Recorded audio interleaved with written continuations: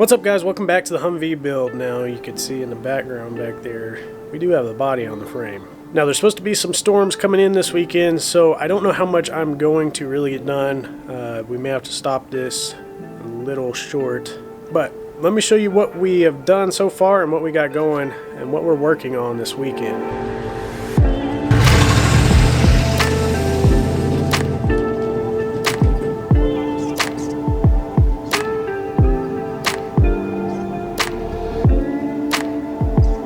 Well, there we go. The body is back on the frame now. So I actually did do it the way I said I was going to last episode.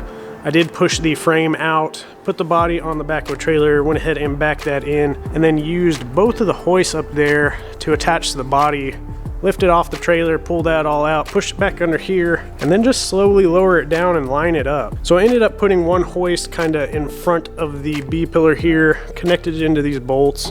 That is a cross brace that goes all the way through between the B pillars. And then I connected just to the back, kind of little D-rings on the back there with the other hoist. And that was able to actually balance it out really well. If I needed to sink one side first, you could, and then sink the other side back. If you can see that, I did already get these spacers and body mounts in. As you can tell, that's kind of the reason why we have a very big gap between our body and our wheels there. Now that'll kind of be made up by the bigger wheel and tire package that I got to put on here. I'm still going to kind of wait to do those though, just in case something ends up dripping on it or something while I'm working on this body. Let me uncover the engine part here and kind of talk to you a little bit on what you might have, not really issues with, but things you need to look out for whenever you're doing this. So as you can see, all our stuff here looks like it's going to clear, except for maybe a few things. Now, our inlet to our turbo here, I actually would like to rotate that down, that way it's not so tall. The top of the hood again is going to be here, but I don't know on the bottom part if that's really going to work. Now this is powder coated, but it is a steel piece, so I'll actually be able to rotate it down. I think I want to take out maybe a pie cut out of here, and I'll end up welding it back, and that should kind of set us down lower and come out more here. Our oil dipstick tube here, I am actually going to bend that a little bit. I do have a little small tubing bender. We should be able to kind of relocate that just a little. Now the transmission dipstick tube here, I have messed around with the old transmission dipstick tube, and I can actually use a little small pipe cutter. And what I'm going to do is actually go ahead and cut this. I don't know if it's going to be this far down or up here or what. That'll sink our dipstick down a little bit further. We'll have clearance and everything. There is a punch pin that you can actually knock out of there and shorten the dipstick from the top instead of the bottom, so you don't remove your markings. I'll show you more on that later whenever I get to it. Back here, as you can see, I've been trying to play around with some paint stripper. Now I could just kind of sand this down and prep it, hit it with some 80 grit or something, because we are going to use a few products that aren't really going to matter as much having a completely smooth surface underneath. It will not show a lot of those imperfections and everything. So it's not really necessary for me to go ahead and strip this down to aluminum fully, but there is some areas where I would actually like to do that. If you can tell by the bed back here, they have been throwing things in here, in and out. They don't really care about dinging things up or anything. It's meant to be a workhorse. So in a few little places, there are some chips of paint and everything. Now, instead of kind of going in and scraping all of that, I would like to just go ahead and hit that all with stripper, get that down to metal. As you can see, I'm doing a little test spot of a different type of stripper.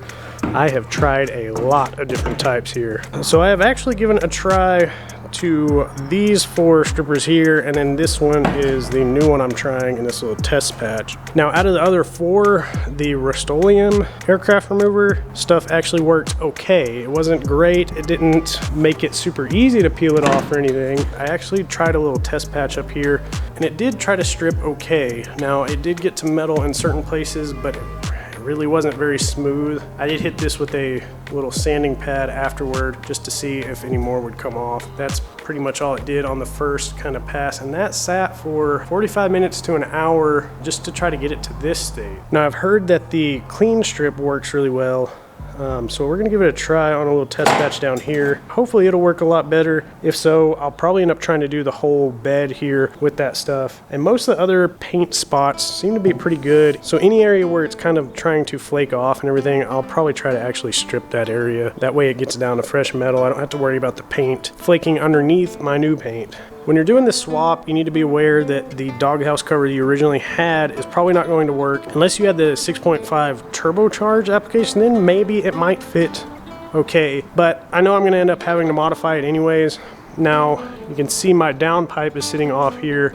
Whenever I put on the body, the downpipe was coming very close to our body in this location here. You can tell I've already kind of marked this. Now I could modify the downpipe, or I can modify the body. There's a few different ways you could do it. Now I think because I'm going to end up having to modify the doghouse cover here, I'm actually just going to go ahead and notch the body around here, notch that out, and then I'll modify the doghouse cover to cover around that. The little hole there we're actually not going to use anymore. I believe that was the connection to test the fuel pressure and everything on the old engine. I never really had to deal with it, so I'm not really sure. But anyway, we're not going to use that anymore, so I'll actually put a little patch in there or on there or something and have that probably riveted in. Of course, we are still going to use our hole here for our shifter. It will need to be modified just a little bit. I'll probably need to cut it back just a tad to fit in our new shifter, but both our transmission shifter and our transfer case shifter actually fit widthwise in there. I am going to try to create a plate that bolts in place there, and both shifters will fit on there. Whew, this is a lot to talk about. You can tell I've actually been kind of messing around with that, seeing how that'll fit down in there and everything. Now, it makes me super nervous cutting into this body, but I know in order to do this right, I don't really want things rattling around or pressure being put on the downpipe if anything kind of moves around in here. So my best option is going to be to go ahead and cut that out. Now, if you haven't already created your downpipe or modified it, you might be able to just go ahead and slip it in there. My issue ended up being that the curve I took came down and was still, I tucked it in too close, so it wasn't able to rotate down any further because it was actually eating my up pipes. Now, if that was actually back a little bit and went through there, honestly probably wouldn't have much issue. But I am, so I'm going to go ahead and notch that out. Now, this was just a little test piece here, but I'm going to create another aluminum lip for the doghouse cover there, and I'll end up riveting that in as well. So we'll keep it factory-ish, or at least the factory design around that. Notching that out will also give me just a little bit more room between the body and the downpipe. Maybe keep all that a little bit cooler around there, also more space for the air to get around it and dissipate that heat. So while I'm doing the test back here with the stripper,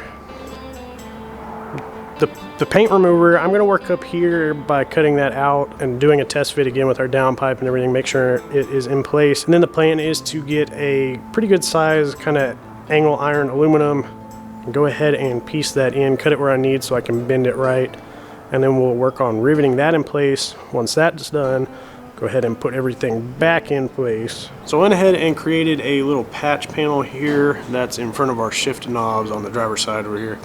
Since we don't need that anymore, I went ahead and created an aluminum patch panel and used aluminum rivets to rivet that in place. As you can see, I've already cut this out as well. I'm going to clean this up a little bit, and then we're going to create basically the little ledge here, and we'll rivet that in place along there as well. All right, I've been working on this a little bit here. I actually made up this piece. Now, this is just a piece of aluminum angle iron, or whatever you're gonna call it. It's not really iron, but it's an aluminum angle. And I believe this is 1.5 inches on each, but basically you could see, ended up notching out where I need to do the bends, and these tabs on the end are just to go ahead and rivet onto the edges here as well.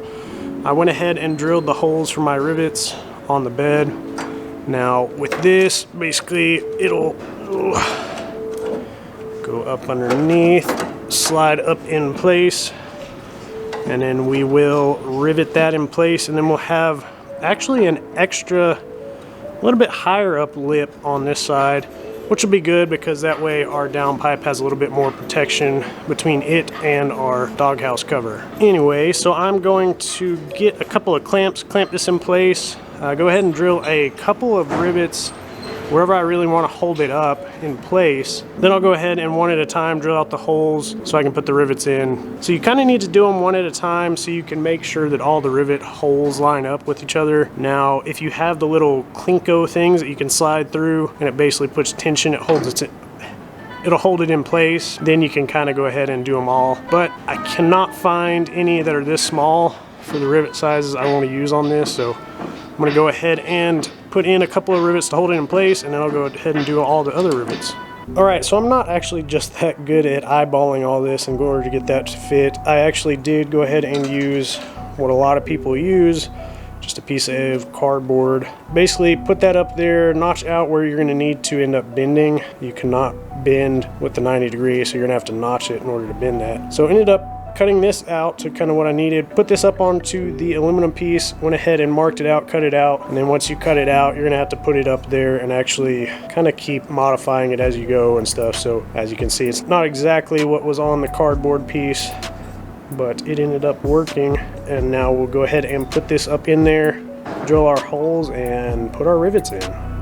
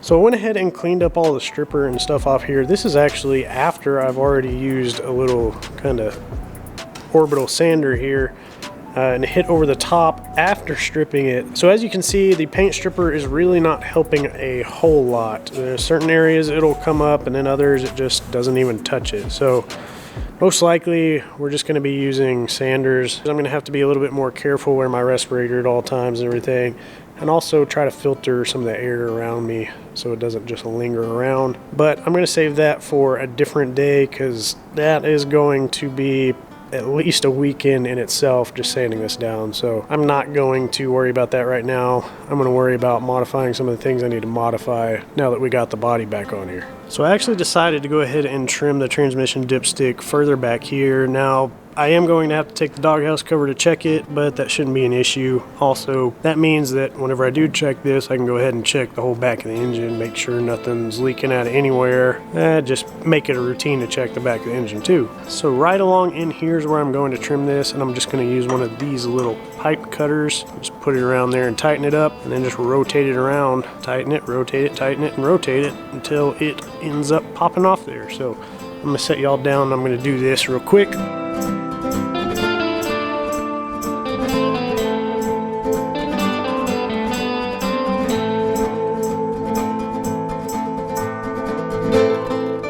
There we go, got it trimmed off back here. So now I'm going to take the piece that we ended up trimming off here, take that and go in and measure the stick that goes in it and cut off that length out of that stick.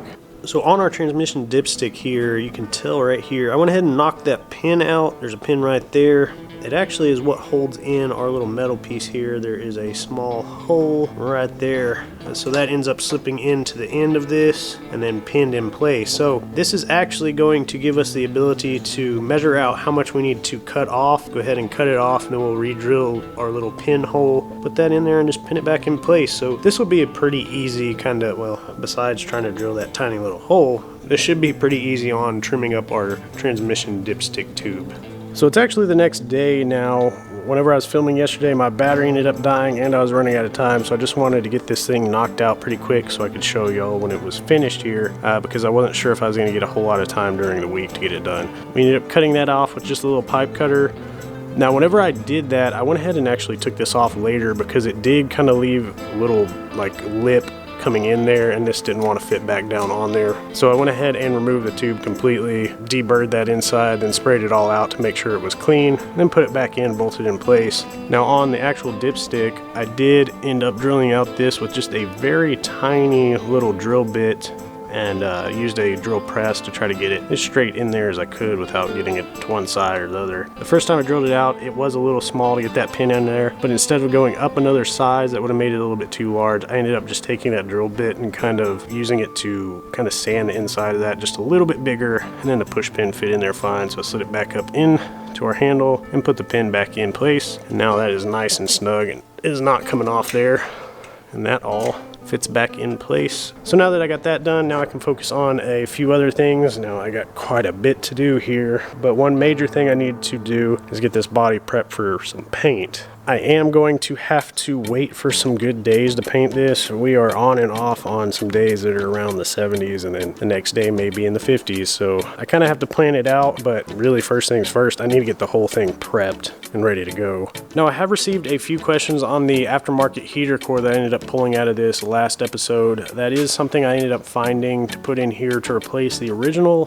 because whenever I originally got this Humvee, the heater core in it did work, but it really didn't blow hot air very well. And I figured it was probably pretty gunked up on the inside with, well, the whole thing was kind of a mess. So this is our aftermarket heater core unit, and yeah, it's quite dusty right now, but it has 3 ports, basically exhaust ports. So I had one of these plumbed to the defrosters for the windows, and the other 2 I kind of had just dumping into the cab. Now I had this set up to where it just ran on 1 speed whenever I had this set up as a 2-door soft top, and at that time it actually would blow so much heat that I would have to turn it off after a while because it would get too hot.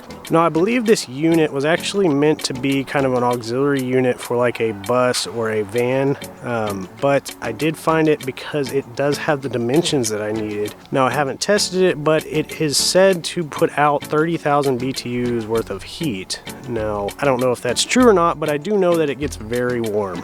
Now the unit came with these black mounts here, but those holes and everything didn't line up where I really wanted them to, so I ended up creating this aluminum piece here and actually was able to bolt those in place where I already had holes where things were mounted. It does have a 2-fan blower unit on the back, and it does put out quite a bit of air. The ports kind of come straight out the back, so I did end up having to order some U's, and that basically puts these right up next to it. And then our 2 elbows here basically go into the firewall there. These are actually just the right size that you can push them into the grommet that's already there, and it holds it in place and seals that up very well. It has just a regular ground wire and a 3-pin connection here. The 3 pins is for 3 speeds. So I did actually find this on Amazon, and I believe the manufacturer name is Eagle Products on it. Now it doesn't come out and market anywhere specific, and that's kind of the reason why I liked it. It's not branded everywhere, and it kind of looks like a unit that might actually come in the Humvee. The dimensions on the ad at least show that it's a 16 by 6.5 by 9-inch box. I wanted to get as much out of that space as I could, and this is about it. Now it is kind of a tight fit up there, but I'm able to lift it in, and whenever it's in place, these go right there. The firewall is about right here, but that is basically it. This thing fits in there very snug, and actually looks like it was meant to go there. So I am happy with this, and I can't wait to get this thing back in there so I can run this whenever it's snowing someday, so we can go out and have a little fun. So I wasn't really sure if I wanted to get this out as an episode in itself, because we only really kind of modified up 2 things, and I showed y'all once the body was back on the frame, and I do apologize for not getting any video of that. But basically everybody I had here really kind of had their focus set on getting this body on, and if I had the camera and trying to move it around, it may have just gotten in the way and slowed us down, or I may have actually injured something while we were doing it. But I wanted to give you all a little update on what I've done, how it's going, and it may be a couple weeks or even a few weeks me prepping this body for paint. Now it's going to take a while to sand it down, and then also I have to find the good day to actually spray everything. If I don't really get any good days, maybe we'll turn directions and try to get to something else on it, but I'm going to try to get the paint done on this so we can kind of start reassembling everything, getting things in the right place in their permanent positions so we can get this thing driving. Thanks for watching, guys. I hope y'all still enjoyed the episode, and if you want to follow along with the build, go ahead and hit the subscribe button. That way you're notified whenever these come out, and I'll see y'all next time.